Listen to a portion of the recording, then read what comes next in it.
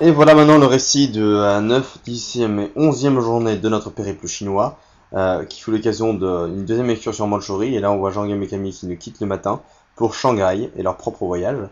On a fait une longue journée de route, à peu près 5-6 heures, pour arriver dans une réserve de forêt chinoise. Et là le soir, on s'est contenté de prendre possession de nos chambres, puis de se diriger vers un restaurant pour un repas assez alcoolisé avec des collègues du père de Yuyu, où l'alcool de riz coulait à flot.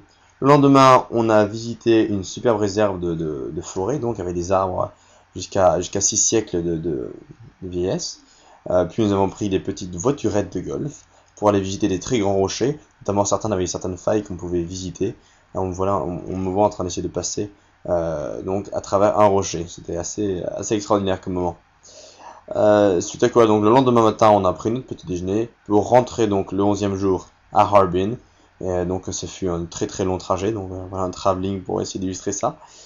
Et à midi, donc du 11e jour, on a mangé avec les grands-parents de Yu à Harbin une dernière fois. Puis l'après-midi, nous avons fait un sympathique foot massage.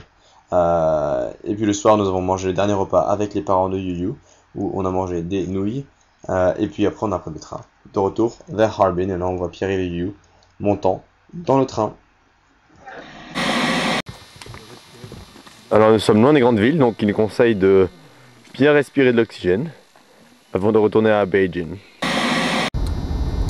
Nous arrivons à la destination dans la grande forêt au nord de Heilongjiang. Nous sommes dans la voiture avec le père du Yu qui nous est conduit aimablement. Devant nous les business partners BP du père du Yu qui nous accompagnent à la bonne destination. Puis ce qui est beaucoup plus intéressant, c'est à notre droite. Benjamin. Alors qu'est-ce qui s'est passé avec Benjamin? Qu'est-ce qui se passe, Benjamin? Ouais, bah, le voyage dure depuis 5 heures là. 5h30 maintenant. 5h30, ouais, on a fait une petite pause rapidement tout à l'heure, mais bon, je n'ai pas su profiter de l'occasion. Voilà, Benjamin. Petite envie de me vider un peu de mon contenu. Ah non, depuis on est torturé en faisant des petits rideaux. Ouais, donc j'ai hésité à utiliser cet objet pour assouvir mon désir. Il y a pas beaucoup de contenu.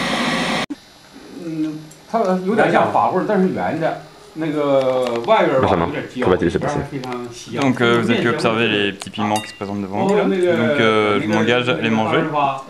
Et si ce défi y être battu, François qui est derrière la caméra, hein, donc vous pouvez faire un petit zoom, s'engage matin et soir jusqu'à la fin de notre séjour jusqu'à Paris, hein, à s'agenouiller devant moi chaque matin, donc midi et soir, et à acclamer haut et fort son infériorité face à moi dans toutes les disciplines, à l'exception peut-être du tennis, mais enfin ça sera vu demain matin quand on fera notre petit match. Il pourra aussi rajouter quand on fera éclater au tennis. Et donc voilà, donc, vous allez assister. Benjamin, vous allez assister. On arrête de parler, on passe à l'action. Donc vous allez assister devant vous à l'infériorité de François. Ouais. Allez Benji.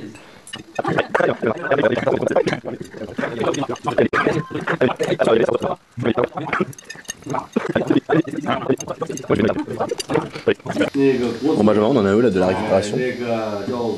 Le plus dur est fait maintenant, c'est juste à... Tu as quand même fini 2 verres d'eau, 2 plates de riz, un campagne. Un paye. Lol, y a-t-il un petit arrière-goût? Bon, c'est un peu sympathique, ça pimente un peu le repas. Très fort. Alors on vient d'apprendre qu'on va pas pouvoir jouer au tennis parce que le terrain de tennis est en panne. C'est très malheureux. C'est assez... ouais, actuellement nous sommes accueillis de façon très confortable au Forest Capital Hotel. Le nom est un léger paradoxe avec l'identité communiste qui nous a encore été rappelée à table tout à l'heure. Par le Parti communiste. Par le ministre de l'économie de la région.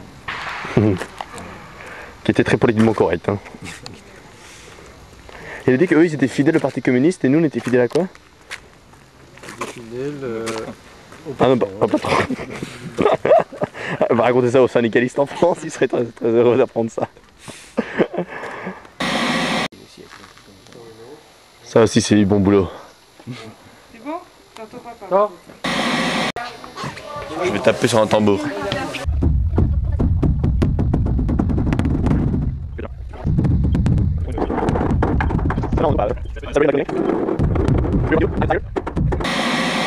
On prend un pastèque, on le coupe à deux, un part vers le gauche, un autre part vers la droite.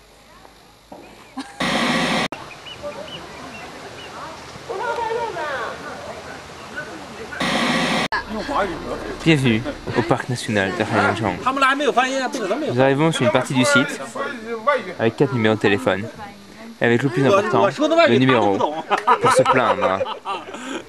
Après, le numéro en cas de secours. Puis pour appeler la voiture et puis après pour appeler McKinsey.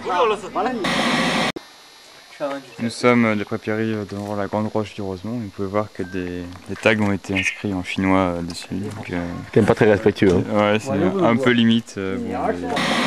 Pas baptisé. Ah, ça rate, ça rate. C'est le pied. Je vais tourner le pied. Et l'impossible va avoir lieu. Sans effet spéciaux. Le bidou est passé. Exceptionnel. Je vais tenter l'impossible. Je vais entrer dans cette faille et ressortir de l'autre côté de la roche à 5 mètres d'ici. Nous attendons pour ça.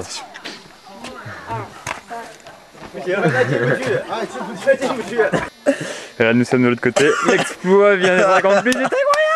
J'ai une petite tache sur le t-shirt, mais ça va. Les réactions après Ouais, il faut pas être claustro quoi, mais à partir de là il faut être un peu souple. Mais sinon c'est bon. Bon, Benjamin, nous sommes dans un magasin typique dans une petite ville en Chine. Alors qu'est-ce qu'il nous propose aujourd'hui? Avec des produits tout à fait sympathiques. Alors je vous propose le petit pénis de cerf avec ses 2 testicules. Vous pouvez admirer. Par petit, tu es un peu mesquin quand même. Ouais, bon, voilà, je comprends. Quelques petits flacons de sang de grenouille qui agrémenteront vos plats de cuisine de manière divers et variés. Et aussi il y a du sang de cerf. Du sang de cerf et également quelques petits serpents là, qui traînent de manière sympathique. Eh ben ça donne faim, Benjamin. Bon appétit d'abord. Alors, vous voyez sur papa, nous sommes en train de mener une expérience pour diminuer la taille de son bidou. Avec cette ceinture ici, qui peu à peu exerce une pression qui est vraiment longtemps. On espère de grands résultats. Refais-moi ça.